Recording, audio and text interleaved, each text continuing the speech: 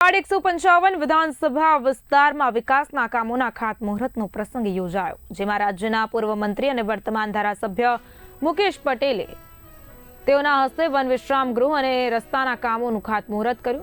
2 કરોડના ખર્ચે વન વિશ્રામ ગૃહ બનાવાશે, જ્યારે 935 લાખના ખર્ચે અલગ અલગ માર્ગોનો વિકાસ થશે। આ પ્રસંગે મુકેશ પટેલે જણાવ્યું કે વિકાસના તમામ કામોમાં અવરોધરૂપ દબાણોને દૂર કરવામાં આવશે। ખાસ કરીને કીમ, સાયણ અને ઓલપાડ નગરપાલિકા માટે રજૂ થયેલી દરખાસ્તો પણ અમલમાં આવશે। પૂર્વ મંત્રીએ કહ્યું કે સર્વિસ અને માંગોનું વિસ્તરણ જાહેર જનતાને મોટી રાહત આપશે। વન વિભાગ, સામાજિક વનીકરણના અધિકારીઓ, રાજકીય આગેવાનો અને સ્થાનિક નગરજનો મોટી સંખ્યામાં હાજર રહ્યા। વિકાસના નવા રસ્તાઓ અને વન વિશ્રામ ગૃહની કામગીરી આસપાસના વિસ્તારોમાં માર્ગ સુવિધા અને પરિવહન માટે લાભદાયક સાબિત થશે।